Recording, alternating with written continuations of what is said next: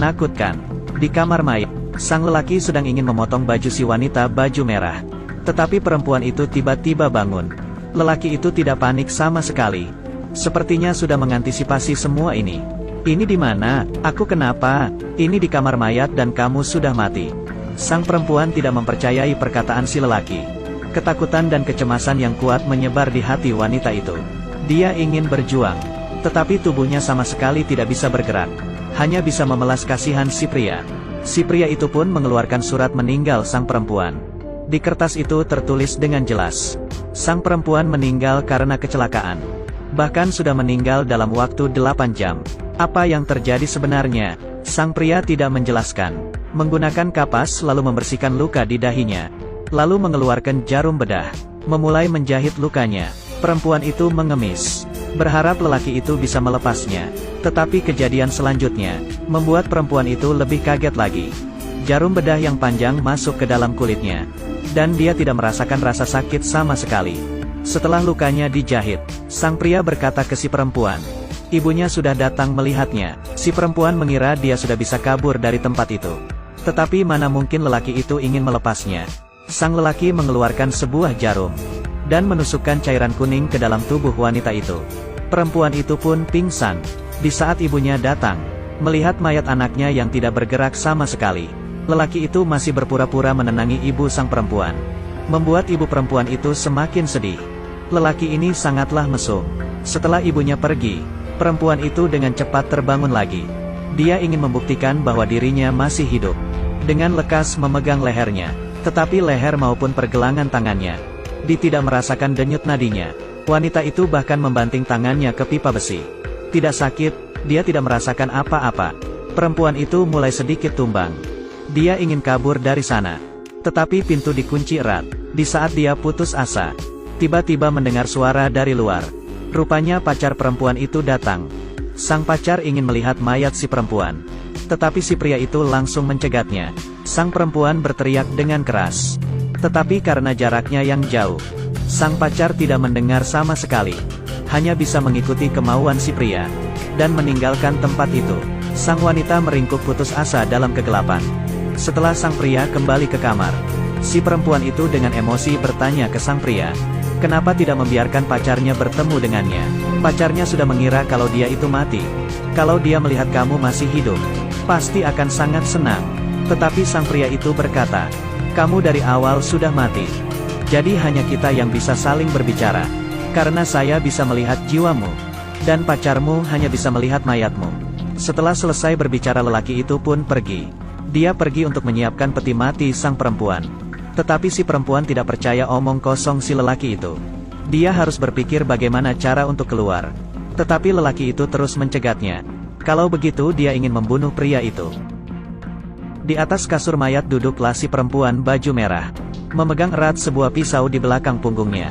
Dia ingin membunuh pria yang di depannya. Tetapi lelaki itu dengan mudah menghindarinya. Sang perempuan ingin menusuknya lagi. Lalu berlari ke arah pintu. Tetapi pintu itu sudah terkunci rapat. Si perempuan dengan panik memutar kepalanya. Lelaki itu pelan-pelan berjalan ke arahnya. Perempuan itu ketakutan. Khawatir pria itu akan melakukan kekerasan padanya. Wanita itu memegang pisau. Dan mengancam pria itu untuk tidak mendekatinya. Tetapi si pria itu melihat ketakutan di mata si wanita. Sang pria dengan pelan mengangkat pergelangan tangannya. Kemudian dia mengambil inisiatif untuk menggerakkan lehernya. Badan perempuan itu tidak berhenti gemetaran. Selama dia ditusuk, bisa membunuh pria itu. Tetapi dia tidak mempunyai keberanian. Wanita itu pun menyerah. Menunggu lelaki itu melakukan kekerasan kepadanya. Tetapi lelaki itu bahkan tidak melakukan apa-apa. Dan berkata kepadanya, kalau dia itu sudah mati, 2 hari lagi sudah bisa melakukan pemakaman. Berharap perempuan itu tidak melawan lagi. Pintu itu pun kembali dikunci. Garis pertahanan hati wanita itu runtuh juga di saat ini. Putus asa dan berbaring di atas kasur mayat. Dia telah merasakan keraguan terhadap dirinya. Apakah dia sebenarnya memang sudah mati? Setelah bangun, kesadaran wanita itu mulai stabil. Dia masih tetap berpikir untuk keluar dari sana. Kali ini barang-barang di sekitarnya semuanya terjatuh. Di dalam kamar itu menjadi berantakan. Lantai dipenuhi dengan serpihan kaca. Lelaki yang mendengarnya sebuah pergerakan langsung buru-buru ke sana. Melihat wanita itu duduk di lantai. Dia mengira perempuan itu sudah putus asa. Jadinya santai saja. Perempuan itu diam-diam berjalan ke arah pakaian sang pria. Lalu mencuri kuncinya. Lelaki itu tidak merasakan apa-apa. Lalu pergi membeli barang. Sang perempuan yang mendengar suara kepergian si pria bergegas mencoba membuka pintu. Tetapi kunci itu terlalu banyak. Dia hanya bisa mencobanya satu persatu. Dan juga karena terlalu panik. Tanpa disengaja kuncinya patah.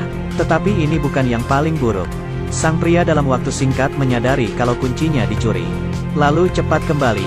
Si wanita itu dengan sekuat tenaga menggunakan penjepit untuk mengeluarkan kunci yang patah. Dan dengan panik membuka pintu. Lalu kabur ke arah luar. Tetapi di saat dia baru saja membuka pintu, sebuah cahaya terpapar di badannya. Lelaki itu sudah pulang. Perempuan itu panik dan hanya bisa berlari ke lantai 2. Tetapi di lantai 2 tidak ada tempat untuk bisa kabur. Di saat wanita itu mulai putus asa, harapannya muncul. Dia menemui sebuah telepon. Hanya dengan bisa menelepon meminta pertolongan, dia sudah bisa kabur dari sana. Sang perempuan dengan cepat menelepon nomor sang pacar. Tetapi saat itu sang lelaki sedang patah hati. Mengira si wanita sudah mati. Tidak menunggu perempuan itu berbicara, langsung menutup teleponnya. Sang perempuan pun putus asa. Sebenarnya perempuan ini sudah mati atau masih hidup? Dia terus berpikir kalau dirinya itu belum mati. Tetapi lelaki itu melakukan cara lain. Biarkan dia percaya sepenuhnya bahwa dia sudah mati. Pria itu menarik selembar kain. Cermin besar muncul di depan wanita itu. Sang perempuan melihat dirinya sendiri di cermin itu. Mukanya pucat seperti orang mati. Seperti zombie. Sekarang dia akhirnya percaya dengan si lelaki. Dia sudah mati. Perempuan ini pun sudah tidak melawan lagi. Hanya bisa dengan diam-diam menunggu pemakaman. Muka lelaki itu memperlihatkan sebuah senyuman. Setelah perempuan itu bergerak, muka lelaki itu berubah, dan bernafas di depan cermin. Di cermin itu pun ada embun. Ini membuktikan bahwa nafas sang wanita itu ada suhunya. Perempuan itu tidak mati. Tetapi belum juga perempuan itu mengangkat kepalanya. Lelaki itu menggunakan sapu tangan dan menghapus kabut itu. Tetapi lelaki itu juga tidak kepikiran. Hal ini bisa dilihat oleh laki-laki di luar jendela. Lelaki itu adalah muridnya sang perempuan. Keesokannya, lelaki itu bergegas memberitahu pacar sang perempuan. Pacarnya terus memikirkan sang perempuan sampai sudah mau gila. Tidak peduli berita itu benar atau tidak. Dia langsung menuju ke tempat tersebut. Tidak mempedulikan cegatan lelaki itu. Langsung masuk ke dalam kamar. Tetapi pintu kamar mayat itu dikunci. Sang pacar dengan sekuat tenaga mendobrak pintu itu. Berharap ada respon dari sana. Ini adalah kesempatan yang paling baik untuk wanita itu kabur. Tetapi dia sudah menyerah. Karena jauh di dalam hatinya, dia sudah mengira dirinya itu benar-benar sudah mati. Tidak ingin menyusahkan orang lain. Sampailah di hari pemakaman wanita itu. Terbaring di dalam peti mayatnya, sang perempuan mengatakan permohonan terakhirnya. Dia ingin melihat sekali lagi penampilannya sendiri. Sang lelaki membawakan cermin. Sang perempuan melihat dirinya yang cantik. Melihat warna lipstik yang sangat hidup. Satu nafasnya membuat kabut di cermin tersebut. Sang perempuan pun mengerti. Dia belum mati. Dia sudah dibohongi oleh pria itu. Dia ingin terus hidup.